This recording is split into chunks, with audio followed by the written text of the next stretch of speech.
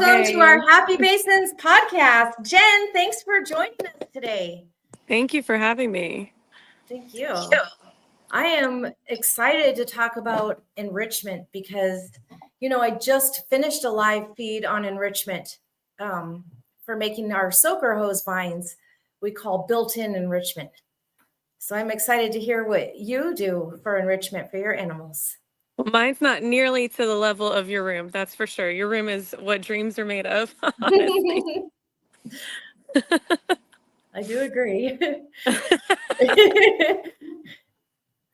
Yeah, no, so really honestly for me, I kind of keep especially my chondros, I keep them more dialed back. I'll do like the PVC branches from Reptile Perch, and I'll do the little branch add-ons. And I give them kind of multiple layers, water bowls up high and down low. So I give them a lot of stuff to choose from as far as where they want to go. But yeah, I don't have the vines all over my room yet. Yes, I like the way you have your branches in there. That's one of the things that I really, when people think of enrichment, they think of doing something different all the time or taking them out, which I believe in. Yes. But even for the folks who don't believe in handling these animals, they can still get full enrichment when we fill their enclosures with beautiful vines. Before we go on, Jen, can you tell everybody who you are? My friends on Facebook don't know what a chondro is. So can you just kind of give us a briefing all the way from the beginning? Absolutely. So I'm Jen Kate. I own Cigar City Exotics outside of Tampa, Florida. I obviously originally started, like most people, in ball pythons and have since branched out. So I have chondros, or green tree pythons, as well as Amazon tree boas. And those two species are now my main focus for my programs moving forward. And those are both arboreal. And I'll just say what arboreal is, because when I first started working with these animals, I didn't know the word arboreal. I just knew that this was a beautiful green snake, and I researched all about how to take care of them. And arboreal is just what it sounds like, going in the trees, living up high in the trees and moving all around up there. Yeah, absolutely. And totally different, obviously, from ball python keeping, for sure. Yes. And go ahead. A lot of people have ball pythons. It is the most common snake that people get as pets. My daughter has a ball python, and a lot of non-snake people will have a ball python for a pet. And people know that those animals, they do like to hide and stay incognito. And these animals are different because they really do get a lot of movement. Mm-hmm. Yeah, you see them especially like my green trees, you won't see them move from their perch for the most part during the day, but at lights out, they're actively hunting, actively just from perch to perch to perch, down on the bottom, looking around. It's quite amazing watching them, honestly. Yes, that's the greatest part about providing them with an enriched habitat, so that they, even though if you have a small space, if you just have a couple perches, they can go around. But the way you have it, with just filled with, are those live plants in there? So I do keep pothos. I have a couple of potted pothos in each of their enclosures. The Amazons, I actually have pothos clippings, and I have them in the water. Very nice. So you don't have to worry about mildew in the soil or any contaminants for the babies. Exactly. And so that I would say more so my green trees end up winding all through them, knocking them over, making a mess of them more so than like my Amazons. My Amazon, I do have one of my Amazons that likes to hide behind the bowl with the pothos in it. On ground level, surprisingly enough. So a lot of times she'll actually be tucked back up in a little corner back there. When she's not up perusing all the vines in hers. I do have more greenery and more vines and more levels of hides in the Amazon enclosures versus the green trees, because the green trees don't necessarily use the hide per se, where the Amazons will. Oh, the Amazon tree boas use a hide. Yes, they will actually go into the hide. So you'll see a lot of people have in their Amazon setups, they'll have like some sort of like tubing or piping that's kind of higher up, or they'll have hides mounted from the ceiling of the enclosure. And then they'll have like a mid-level hide, and they'll have a floor hide, because the Amazons will actually utilize all the different levels of the enclosure.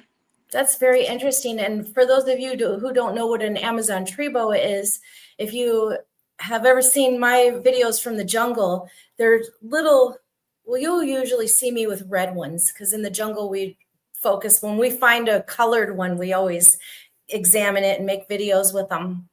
But they look a lot like my emerald tree boa babies. Yeah. And a lot of people have been seeing my babies who were just born, because emerald tree boas are born live. But tell us about the chondros. As far as being babies, mine are always going to be a reddish color. So your chondros are either, well, you want to say they're either red or yellow, but there's shades of red that are so dark they're almost like a burgundy, a black look. There's some that people are posting now that are brown in color as babies. Um, at some point they go through their OCC, but you don't know. I mean, you can have a ugly baby that's just plain yellow. Not that they're ugly, but they're not like the wows of the browns and the super dark ones, and they turn into this high yellow adult or high yellow and blue adult. It's really a crapshoot when it comes to them, honestly. Well, tell us about that, because everybody who sees my emeralds knows that they start off red and then they turn green, and Hmm. we call those babies neonates. And your neonates can be different colors. Yeah. But the amazing thing about you with your chondros is they don't all grow up to be the same color. Yeah, no, they don't. They can end up a wide variety of colors. They can end up high yellow, high blue, your normal green. They'll have green and blue. One of mine has gone through her OCC already, and she's predominantly green, but she's actually got polka dots, white and yellow and blue polka dots that go from her head all the way down her dorsal to her tail. And she's almost got like a pixelation along the sides of her body. So that's been a very cool one to watch. I have another one that's starting its OCC that's a little red baby, that's got this like copper orange that almost fades into a yellow on its head starting now. And then the dorsal's starting to get a lot of blues in it. So we'll see how that one turns out. But you don't know. I mean, you like to base a lot of it on the lineage that it's come from. And the lineage obviously factors into it, but you don't know what it's Right. going to be like. What's going to come out. That's very exciting. Like, not knowing what your Christmas present's going to be, but except you have to wait 2 years to find out how your Yeah, baby's going to look. exactly. So you really just, when you buy it, you hope. You're like, okay, I hope this is the one, you know? Well, what caused you to transition from just the regular ball python? Or, I know a lot of ball pythons come in all different colors and morphs, they call it.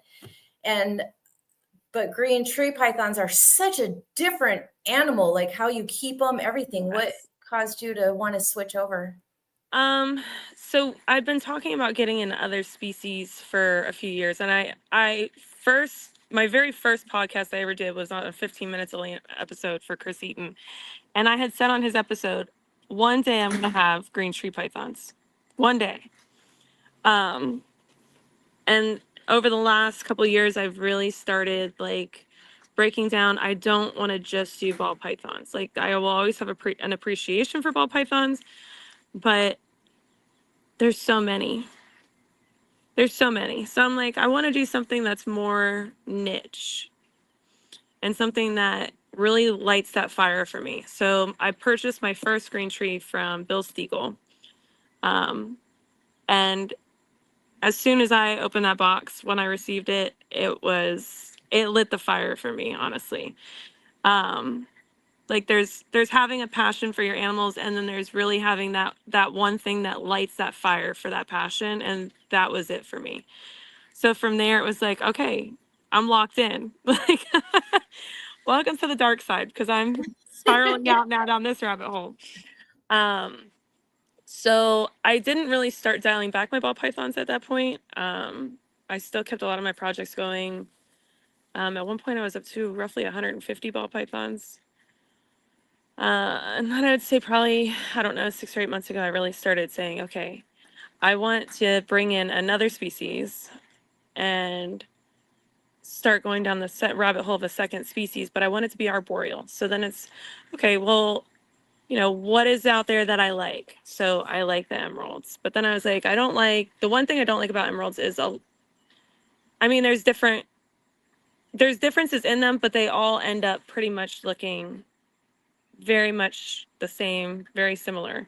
So it's like I still like the variability of colors and patterns, and that's something that drew me to the Amazons over the emeralds. So that's when the Amazons came on board. And so I've progressively decreased my ball python collection since then. How many do you have now? I'm down to 50. Wow. And I'll always keep like percentage. a small projects there, because there are a couple projects that I really enjoy with the ball pythons. So I'll always keep a few, but my Amazon collection has rapidly increased. Very nice. Did you see that little black one that I found? Or we I talked about did. that on your podcast. Yes, we talked about that on my podcast. I did see that one. If we can find one that stays black, I'm all for it. I'll be buying one, Yes. I really considered taking that one home, but he did turn out to be a leopard, which is still beautiful and not super common, but common enough to not need that new blood out in our breeding yet. Yeah. But if somebody can lock in an all black Amazon tree boa, just go ahead. We're putting it on recording now on live. Like, put Jen Kate down on the wait list. Let me know how much that deposit needs to be. Have you found any surprising behaviors with the arboreals that you didn't expect? And just real quick, can you just give a briefing about the ball pythons and how they live relative to how the arboreals live? So my ball pythons, I joke a lot, even on my own podcast, that, I traded the pet rock for the pet acorn, because the chondros just perch and hang.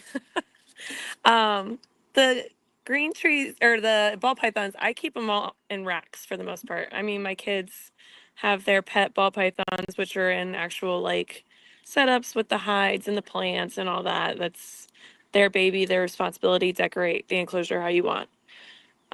So I keep my ball pythons all in racks. For the most part, I run ambient in my reptile room for everybody. There is heat that's still set up. So if the temps drop below where I have the heat set up, then they still have the heat as a supplementary resource. But they're pretty much out of sight, honestly. Right, during the day. And mine move around a lot after maybe about the adults, maybe 10 days after they eat. They're back at, hunting all night, slithering on all of their vines. It's just, it's easy to keep ball pythons. It takes a lot to cause them any harm, honestly. I think they're a pretty hardy species. So I wanted something that was more challenging, more of a interactive species too. So that's, the challenging part came in with the chondros and just changing how I keep them. And obviously they're not in racks, they're in displays in the cubes or the 3x2x2s or however they're set up, and my Amazons are set up the same way. I do keep Sorry, go ahead. I do keep my baby Amazons and my baby chondros in racks still. And what about the difference in the environment between when you switch from ball pythons to these arboreals, you had to change all kinds of keeping habits? Well, the biggest change, honestly, for me was changing from the rack systems that I keep the balls in to now each of these animals needs their own enclosure and their own display. So that was a shift. I love my wall, though. 10 out of 10. like if I were to do it all over again, I would have just jumped straight into Chondros and Amazon so I could just have a wall. I like the display wall. I like walking out and being like, yeah, this is like my living works of art here, you know? Yes, exactly. It's such a pleasure to come in here. I know exactly what you mean. But what about the humidity and the temperatures and all of that kind of stuff? Is that still really exclusive? I mean, also for ball pythons? I mean, so they're all kind of on the same temps. I have the ambient, like I said, is what I use for the most part. It's about 85 on average during the day in my reptile room. So the heat really doesn't kick on at all for the green trees, like at all. Amazons, their heat will kick on. So theirs bumps up to about 88, 89, just because they stay a little warmer. You actually keep them about the same way you would keep your ball pythons as far as temps. Oh, All of them have higher humidity. The difference is with the balls, I just soak the chip that they're on, and I can let that lasts like a week before I have to get it wet again and bring the humidity back up. The Amazons and Chondros are on puppy pads in the bigger enclosures and paper towel in the racks. But theirs, I actually spray their enclosures in the morning and just let it burn off over the next 24 hours, and then I'll go in and spray again the next morning. So it's just a little bit different as far as the maintenance, the daily maintenance. Yes, they like their whole place to be filled, where the ball pythons just need the lower level to be moist.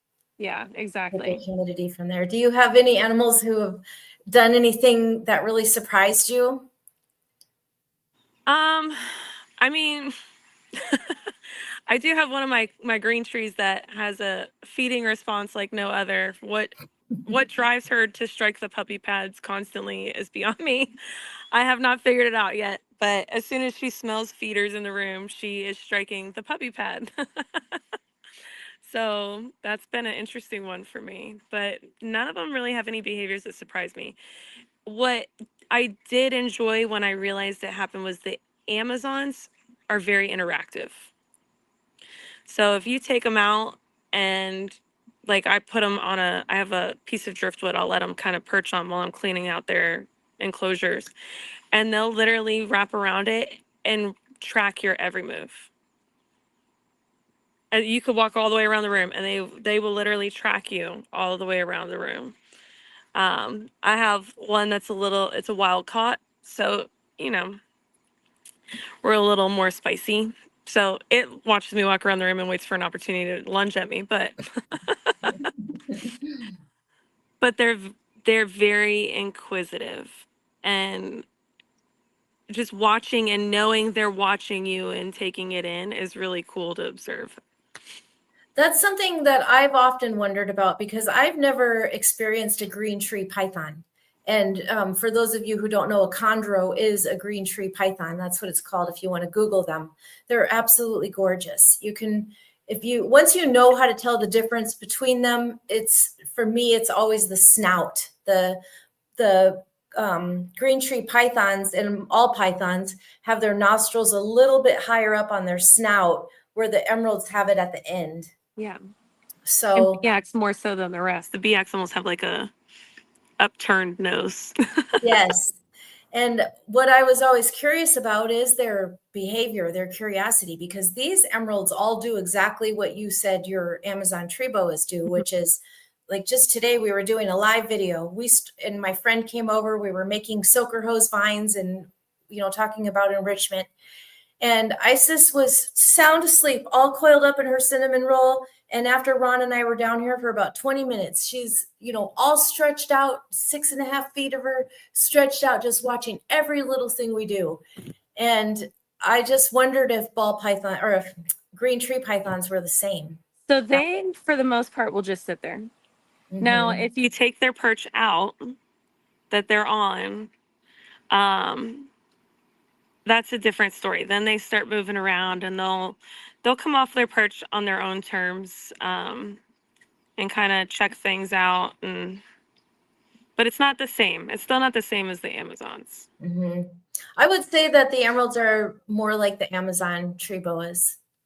And in the wild, when we find them, we find that the emeralds can be tamed right away. I can let other people hold the emeralds, but I have to hold on to the Amazon tree boas. Once in a while, we'll get one that's really good. I assume they're older animals, and I can let other people hold them. But so far, I've never come across an emerald, an adult emerald that people couldn't hold. Oh yeah, the Amazons. they're their own, I do, for the most part, I can hold almost all of mine. So a lot of it, I think, is based off the approach, though. You have to be slow with them. You have, and you almost have to distract them with this hand over here while you're kind of coming in behind them with the other hand.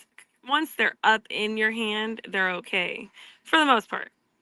Obviously, if somebody comes walking up on you, or you do something fast with your hands or something, it gets them on edge, and then they're going to try to be defensive. But besides my wild caught one, I have no issues with the rest of them. I'm sure they'll get me. My wild caught one has got me more than enough times. Yes. More And than that's enough. a thing too. When we're in the jungle, I always say we'll hold all the emeralds and the boas first, and we'll save the Amazon tree boas for last, because that'll just be less videos with blood, because you are going to get bit. Yeah, and you do leak. Like, those little teeth do make you leak, that's for sure. What And about go ahead. it's not a hard bite from them, though, either. No. It's more of it startles you. Yes. And them. Yeah, because then they're like, wait a minute, like I was just trying to scare you. I didn't realize I was actually going to connect. yeah. When we're talking about enrichment, we talked about having vines inside of the enclosures and, having just ready enrichment for them. But do you do anything to take them out for different enrichments? So I try to handle almost all of them. Obviously, like right now, I'm pairing two of my Chondros, so I don't handle them. I don't mess with her at all. I'll mess with him if it's to pull him out and put him back in his enclosure just to give them a break. But with her, like I said, I don't mess with her at all. As far as everybody else, I try to honestly every night go out there and handle at least several of them. So they're getting interacted with at least a couple times a week for a significant amount of time. I feel like it almost builds up a trust. It builds up confidence with me in handling them, and then it builds up, like they're just comfortable. Yes. We're all good. I know that they don't have feelings per se, but I think there is you learn their behaviors, and in turn they're more relaxed because you can identify their behaviors, and you can't do that unless you're interacting with them. Yes, and they're habitual, so they Yeah. like the consistency of it. And something you said that I just positively love, that I really try to get the word out there, is you said that you handle them at night. And I really like to handle my emeralds at night after they're already awake. People are like, don't touch them when they're awake. They will light you up. And, like you said, slow and gentle. And when they're already awake, they're much more interactive, and we're not bugging them. Yeah. And you read their, like, you really truly read their body language. Like, I know, okay, depending on how, even my one Chondro, she's calm, cool, and collected. She's never even struck at me one time.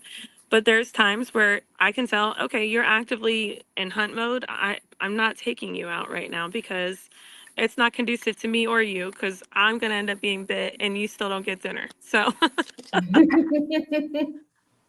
your Chondros bump you or fake strike. So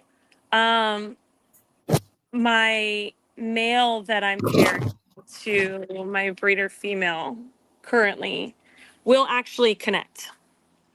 He will connect. I actually have to pull him out. When I may handle him, I have to pull him out with, I use welding gloves.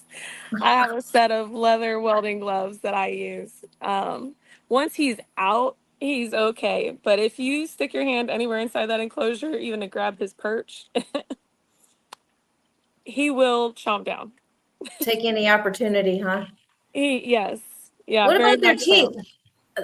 Emeralds have the largest teeth of all non-venomous snakes on the planet, and they say they can go up to 2 inches deep inside of you. Yeah, the green trees don't go that deep, but I mean that bite still hurts. I'm not Yes. even gonna lie. Like it hurts.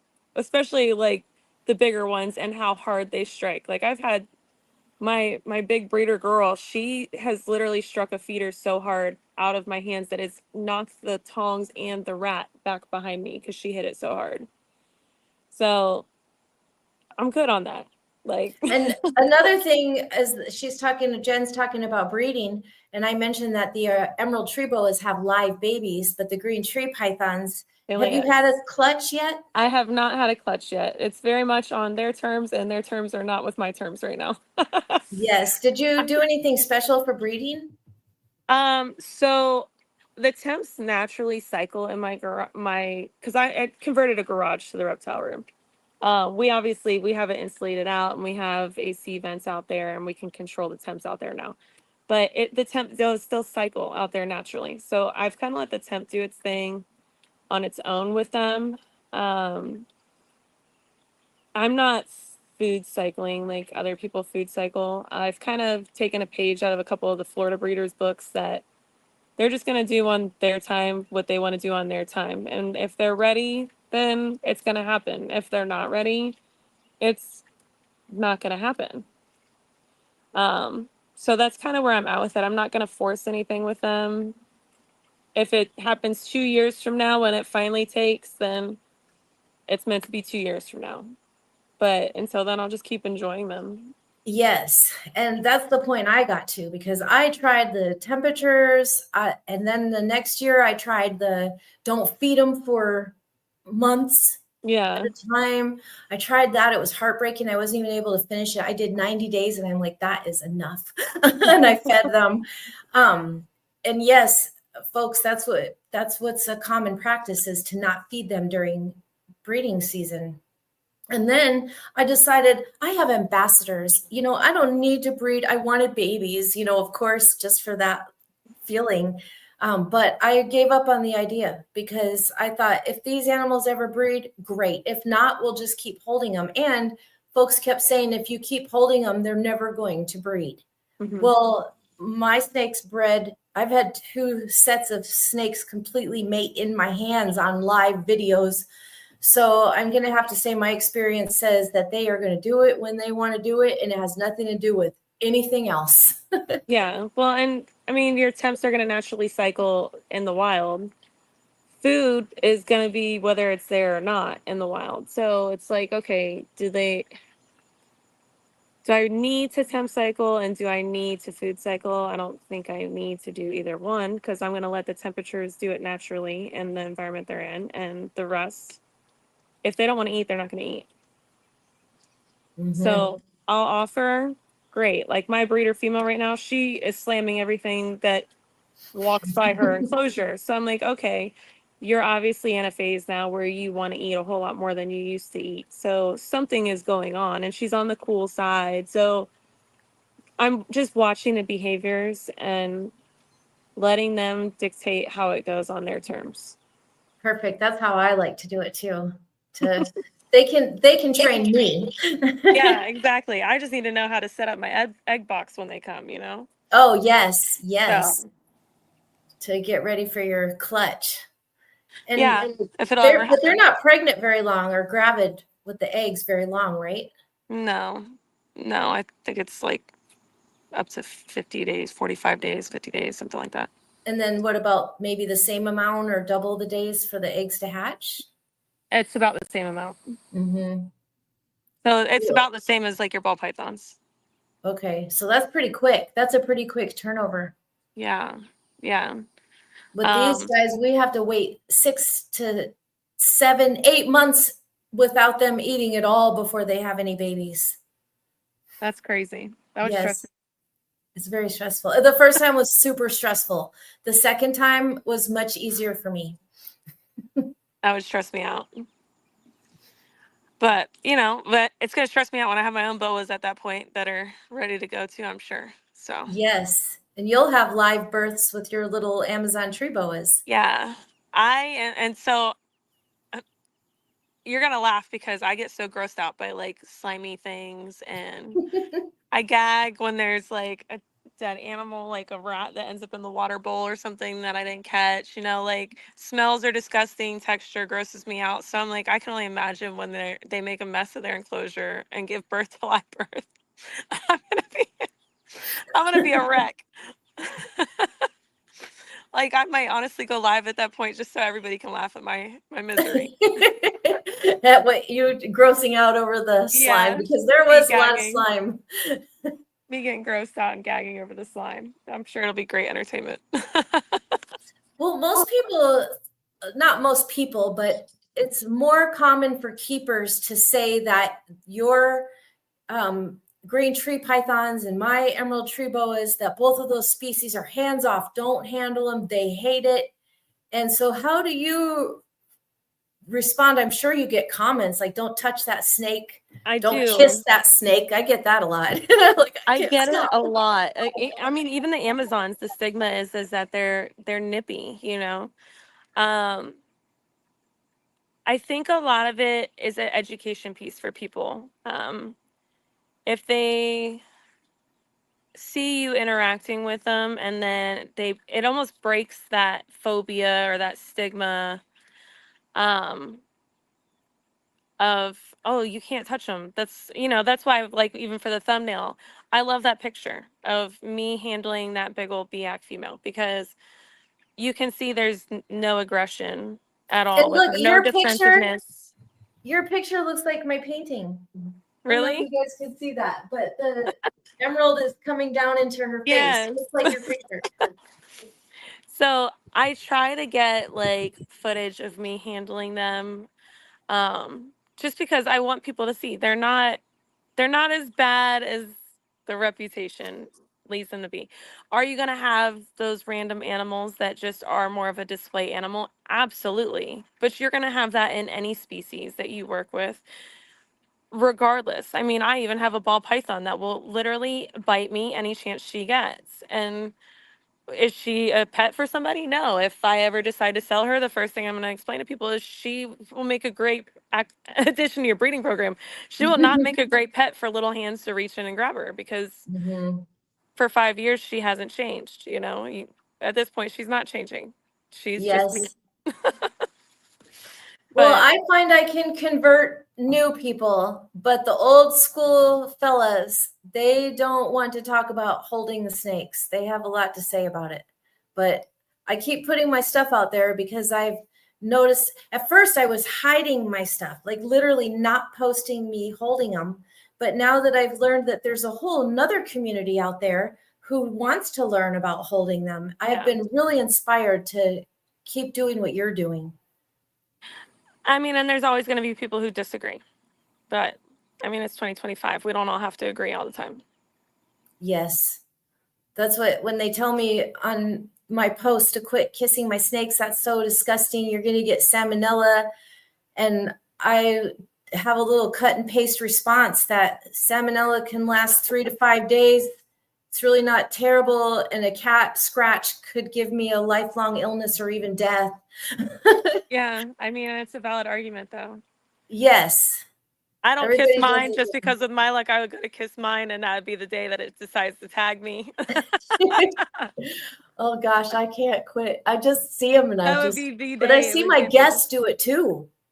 They just can't help it. Yeah. Corn snakes will happily eat anything included.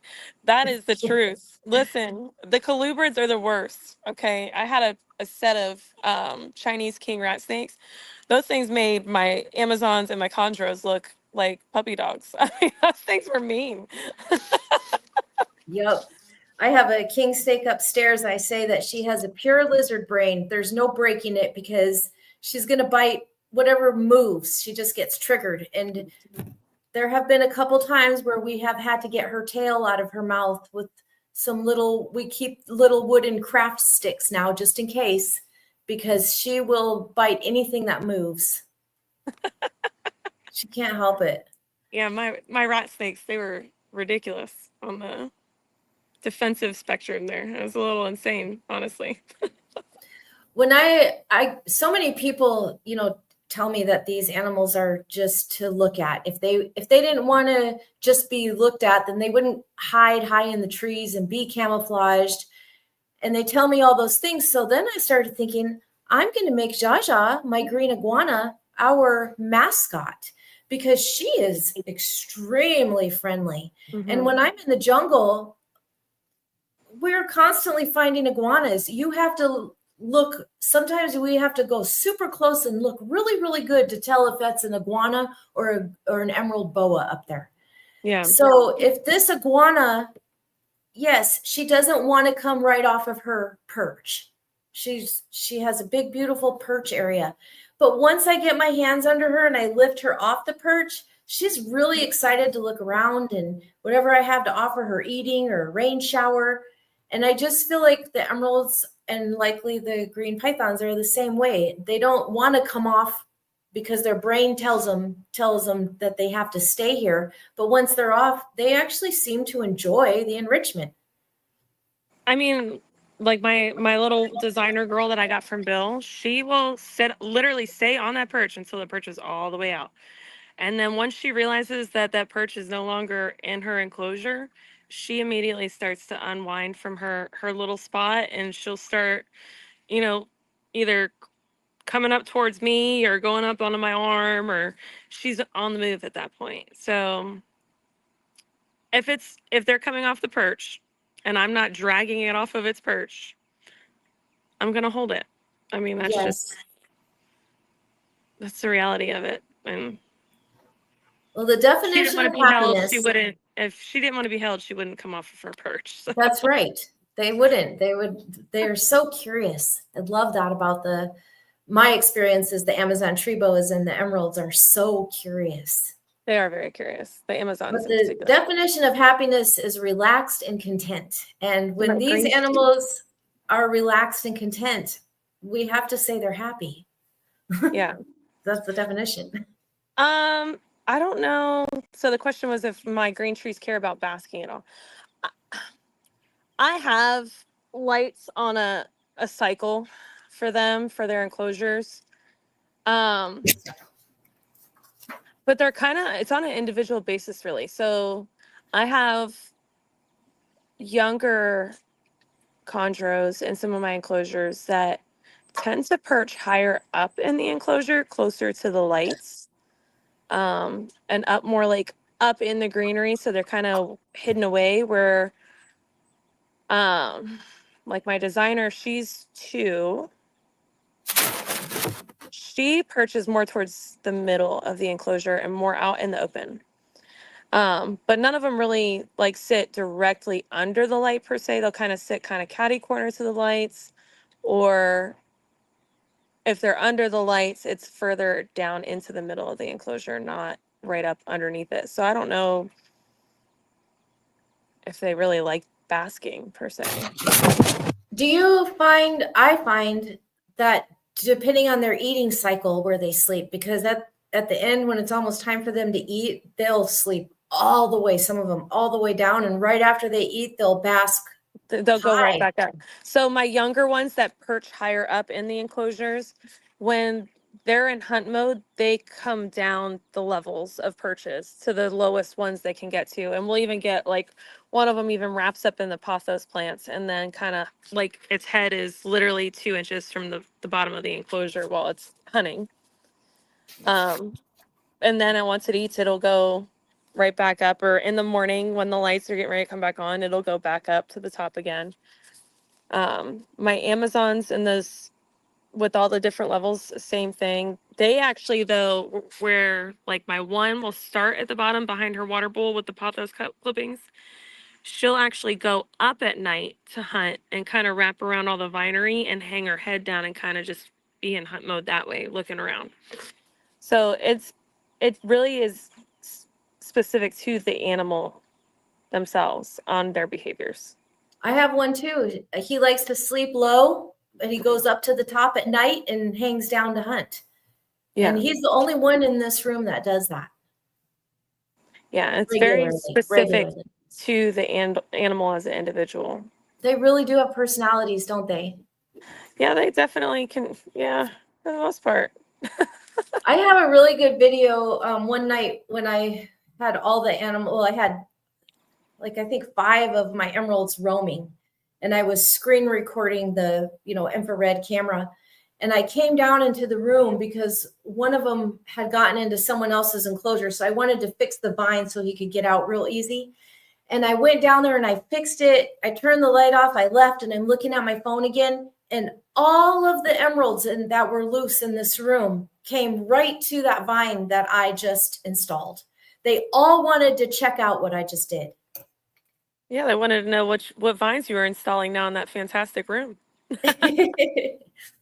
So I just really, if I could just get the word out there, just like you, these guys have personalities. They do enjoy enrichment.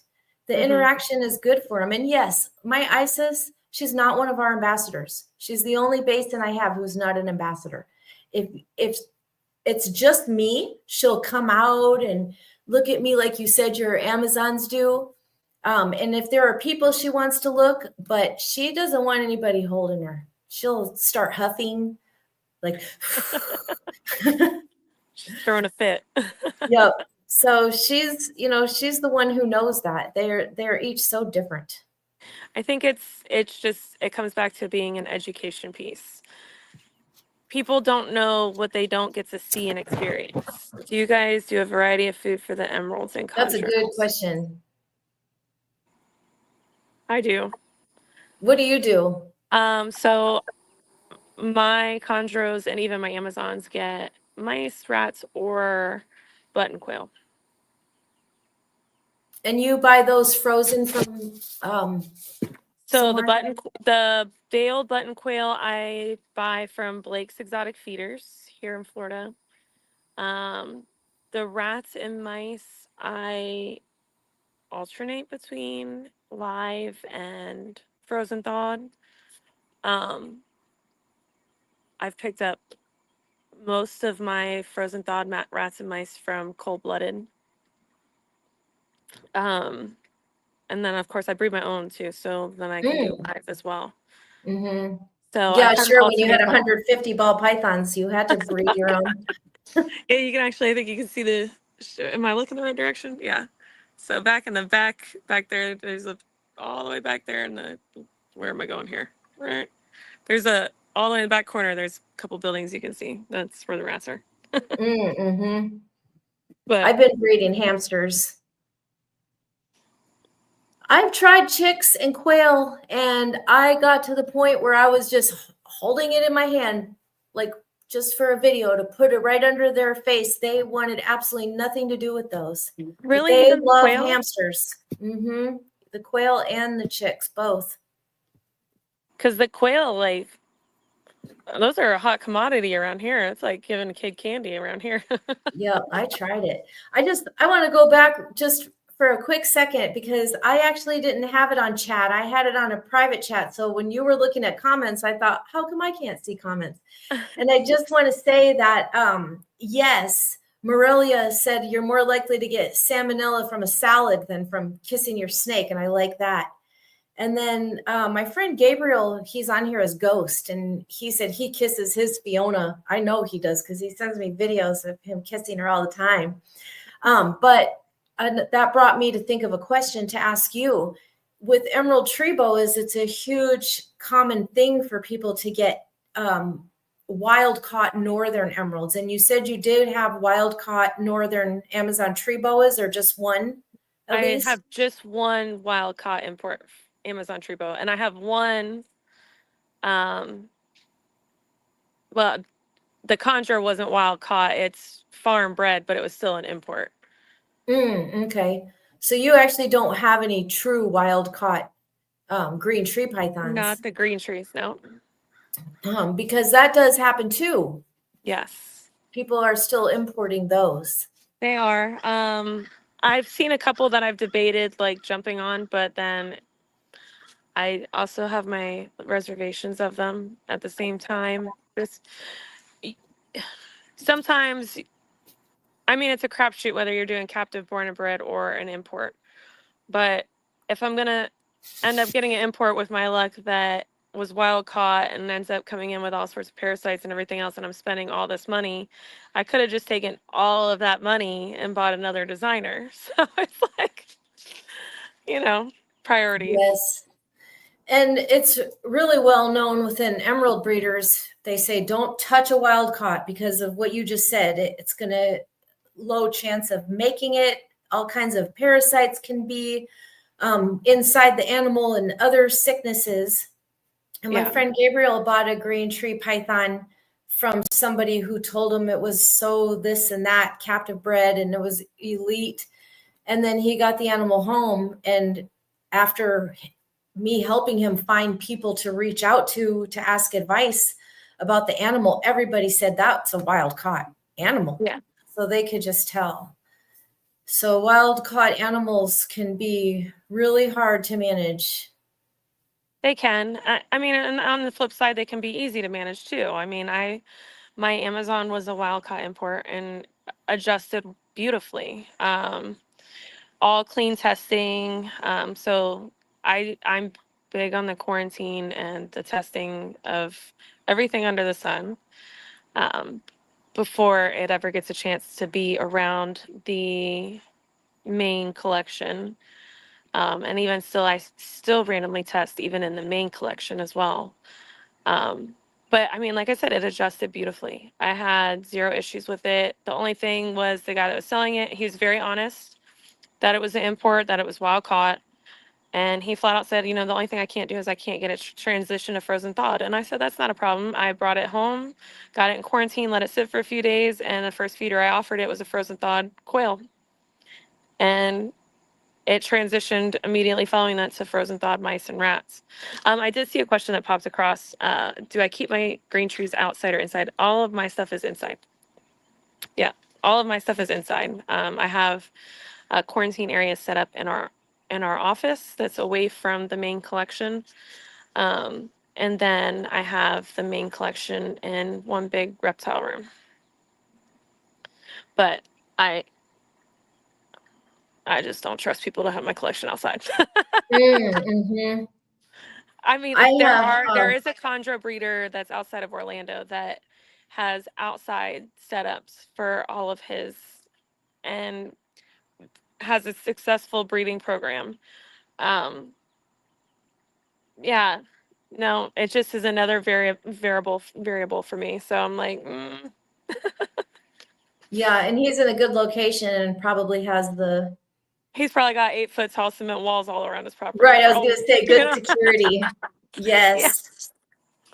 Yeah, no, it's just another variable for me that I am not.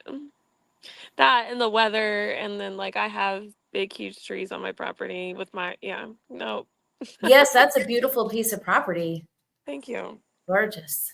Do you guys have horses? No, we can have horses. It just looks like you would.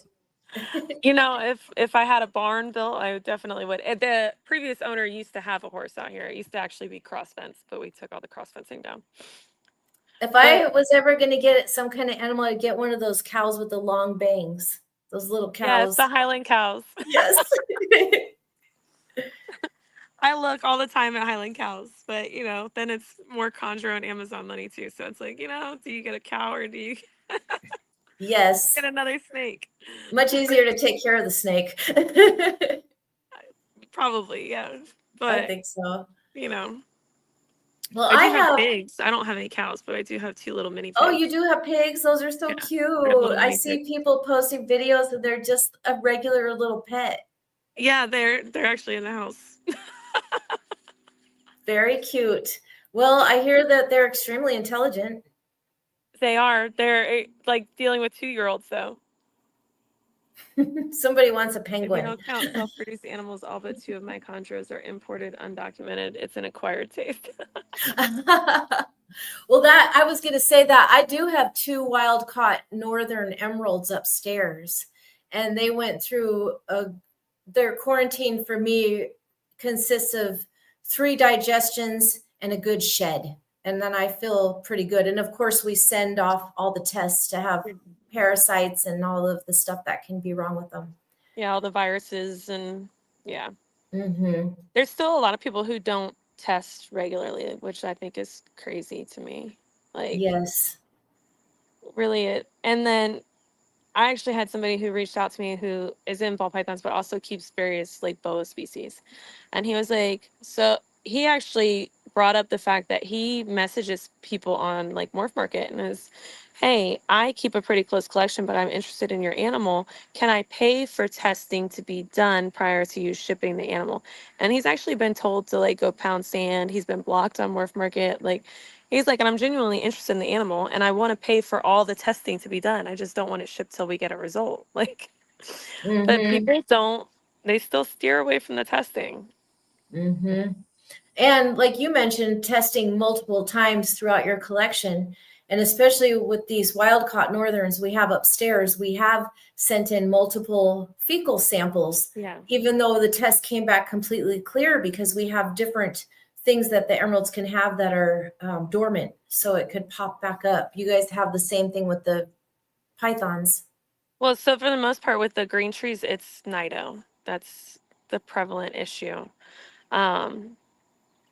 But even those, like, test 3 times, keep them in quarantine for 6 months. Like, there's no reason why you have to bring it home and unbox it in your main room and expose all your reptiles to it. And I don't even think people realize that when they do their unboxing videos and they're like, hey, let me unbox this snake right here in this room where my collection is. Well, now you've already started the process of exposing.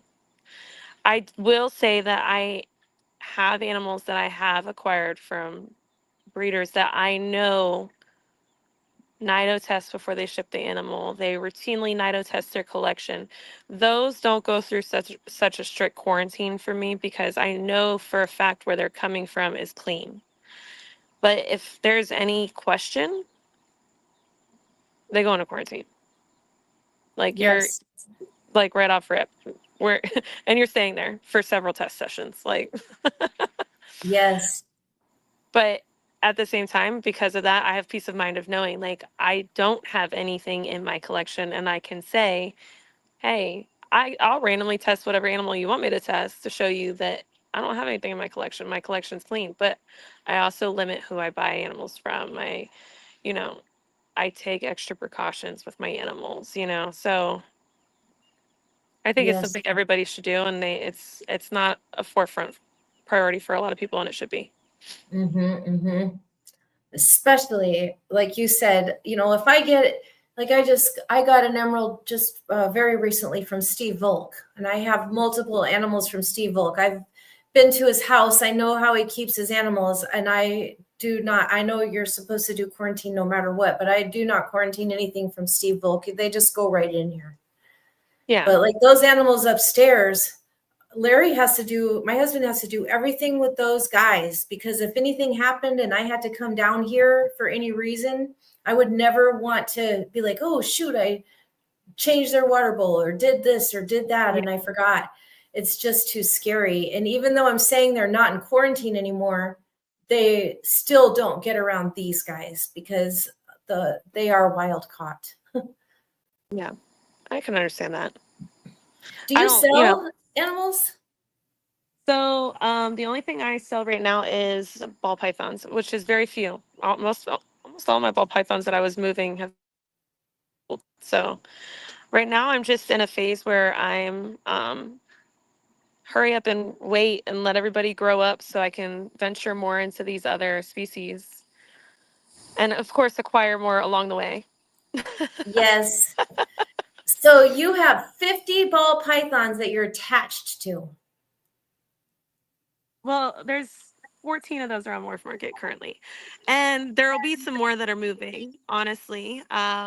But I didn't want to post them because I had been pairing them at the end of last year before I decided to shrink back more. So I said, you'll stay here until you either reabsorb and you're back on food, or you lay and you're back on food, and then you'll go too. So I probably, when it's all said and done, I will probably have a project group of probably 20 to 25 ball pythons, and that's it. Mm-hmm. Yeah, that'll be nice. And you can do special projects. That'll be fun. Yeah. There was another comment that was up before this one that was about something about the quarantining, but I didn't catch the whole. They're asking if do I take any special care between touching my other animals? And I'm assuming I do not touch the wild caught emeralds unless it's completely, I'm done with everything I have to do, and then we'll rein them, or whatever we do with them is completely after I have no reason to come into this room whatsoever. But I have had my Jaja now, my green iguana, for 2 years, and I do not take precautions with her. I even, when I'm working down here, I'll even let her come down here and sit in the sun and destroy my plants and sit on the vines and stuff. So I probably should be more cautious with Jaja because I don't know where she came from. I rescued her from somebody else. But she is so healthy, and it's been 2 years. I'm so used to that animal now. It's just like having my But 2 years, you've done testing. Like at this point, she's probably in the clear at this point. Mm-hmm. And the tortoises, I don't ever touch the tortoises without washing my hands because they are just filthy little beasts.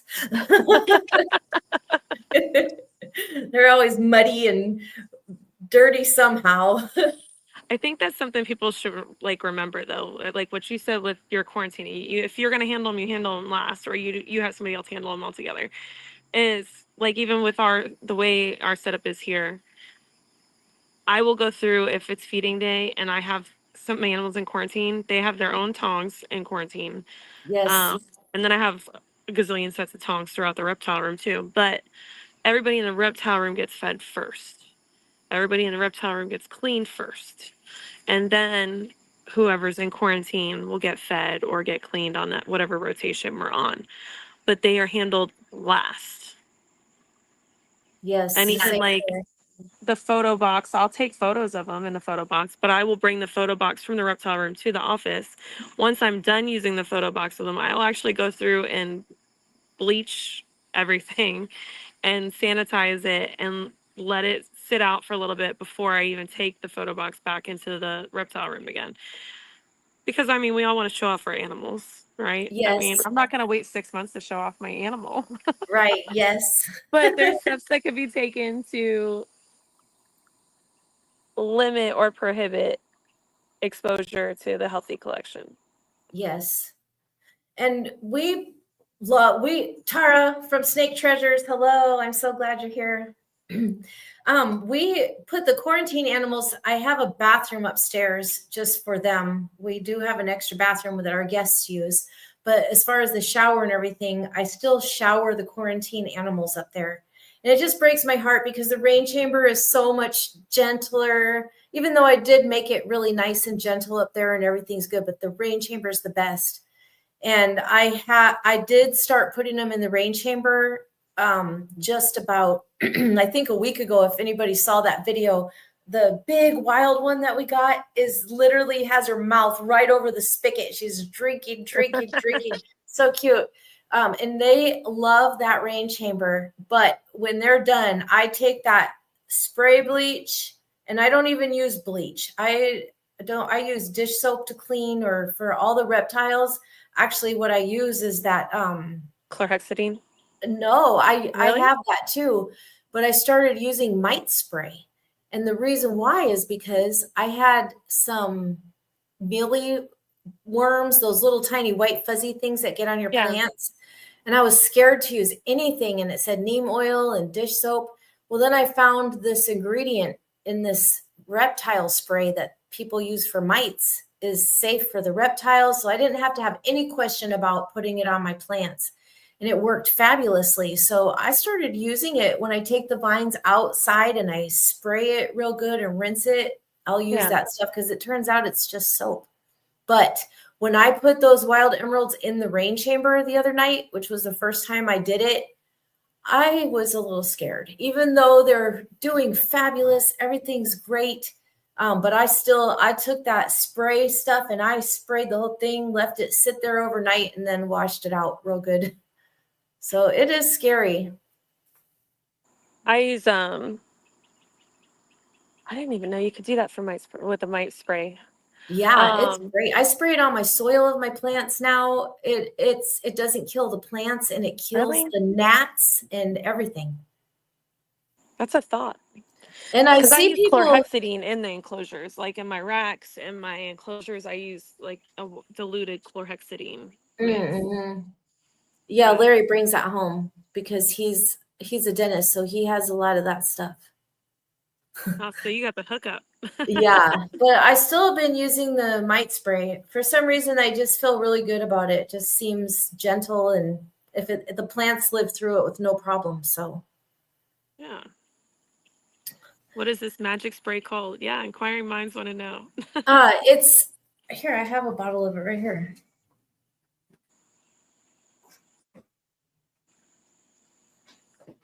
It's called reptile spray, and I have 2 gallons of it now, and I just keep refilling this little bottle because it's for mites. But I found it when I was trying to desperately. Hello? Oh, there you are. I'm sorry. I was trying to find something that I could use on my plants to kill those bugs and have 100% guarantee it's not going to harm my animals. And that's how I learned about it. And now I use it all the time for stuff. So order some. Because I always worry about what chemicals I'm using to clean, especially with the pothos. Like, is it going to wipe out all my pothos? Right. No, this stuff, I drenched my plants in it when I found those little things on it because I have this jungle room. I mean, if I let stuff get infected, I'm Yeah, gone. you can't. You got to be on top of it. Yes. So I found that and boom, it is amazing. And I see people in the tortoise groups always asking, what kind of soap can I use on my tortoise? And everybody says, no soap on the tortoise. And this is made for reptiles. So I don't really see why you couldn't use it. I've never used soap on the tortoises. There's no sense in it. No, they're just going to burrow anyways and get trashed. Yes. They'll just be muddy again in 1 second. They love to be muddy. Get trashed again, so. Well, Jen, before we get finished up, can you tell us about any you do have some ball python breeding projects, and you have a green tree python breeding project in the works. So Yeah. can you just tell us a little bit about your animals? And real quick, a lot of people, my people, don't know about morphs. So just give us a brief little understanding with your ball pythons about that. Well, the ball pythons have way too many morphs sometimes. Sometimes you get too much in there that the name is so long you can't fit it on a cage card. So my main projects now with my ball pythons are DG Hypo Clown project. I like a lot of the dark genes. So for people who don't know, DG Hypo Clown, it's 3 different recessive genes. More or less, the odds are against you, and it's a crapshoot to try to get all 3 in a visual. But you know, more and more, it's happening, and as long as my whole project is around that, my odds will go up because I'll have more pairings around it. But I also work with Blackhead, Wookie. I like a lot of the darker genes and patterning genes that can go into it. So it's just a fun little thing for me now, as now it's going to be a side project more than anything. As far as my chondros, I have designer and locality cross. So my 2 I'm pairing now is a Biak Jayapura male to a Biak female. They both have a lot of blues in them, so I'm hoping to play on the blues and see how that translates to babies. If and when the chondro gods bless me and don't leave me in heartbreak, because they might very well leave me in heartbreak, I will probably keep every last one of those babies until they start going through their OCC. Yes. And then as far as my other chondros, I have the designer that's from Jaeger Clover pairing. It's more of a pedigree than a locality from Bill Stiegel. I have a Biak import. I have a captive born and bred Sarong from Alex Warren. And then I have a Tamika outcross that I got from Gary Shavino. So those are my babies. Yeah, that's a lot. That's one of the nice things about keeping emerald tree boas is I only have to remember emerald tree boa. Yeah, the pedigree gets to be a little bit much sometimes. It is cool though. One of the things I did do and I still like to play with my designer is obviously Bill sends with her. It's a her now. I didn't know what it was when I bought it, but it's a her. Um, he sends a lineage chart with her. And then I went so far as to continue to try to go further back with the lineage, even going through like some of the old forums to find pictures of the different green trees that play into that family tree. Wow. So that's been fun to do. I've actually built out lineage charts for my locality ones too, because as I start pairing those as they get old enough, then I want to start building on that tree. The plan is to pick up a couple more Tamika outcrosses or just full-blooded Tamikas. They are an incredible locality. Just a straight Tamika locality green tree looks like a designer in itself. Wow. So to have that in my gene pool would be amazing. I don't necessarily want to chase after everybody else's dreams on what they want to do. I want to, find stuff that I love and work it into my own projects and go from there. So we'll see. That's Time very will tell. exciting. Yes. Time will tell. Yes. My Amazons I'm just as excited about because they're very much untapped, so to speak. There's a lot that's still not known about them as far as genetics wise, like how all the genetics play into each other. I think there's still so many things that are to be discovered with Amazon. So that's a whole nother thing that's exciting and fun and, nothing but growth and lots of life lessons with my reptiles, I'm sure. Yes, we definitely get those. We get happiness and heartbreaks and the whole deal. Hopefully less heartbreaks than happiness, but we'll see how it Yes. goes. Yes. I'm cautiously optimistic is what I like to say. Like people have very Perfect. much forewarned me that dealing with these species sometimes it's heartbreaking. So we'll see how it goes and take it a day at a Yep. time. I just like to keep my hopes up until when that is not going to work out, I just find the next thing to keep my hopes up about. Yeah. So I don't crash from disappointment, but I get people telling me that a lot. Just be careful. Don't get too excited. It's like I'll get as excited as I want to get. And when there's nothing to be excited about, I'll get excited about the next thing. You can sit over there and be scared of every little thing. Well, and I think being pessimistic about it isn't going to get us anywhere, right? So Right. you go through the experience, you critique yourself and how you could have done things differently or done things better for you and the animals, and you grow. As long as you're growing from your experiences, then you're still coming out on top because you've learned more to help yourself and help your animals be successful. So Yes. And before we sign off here, I just want to have one last short conversation about enrichment because you and me both are big, strong believers in the fact that these animals have thoughts and they do like to explore. They're curious. And one last tell about your enrichment in your enclosures and out, just a briefing of that. so as far as in the enclosures, I like to make sure they have plenty of levels and ways to explore their enclosures.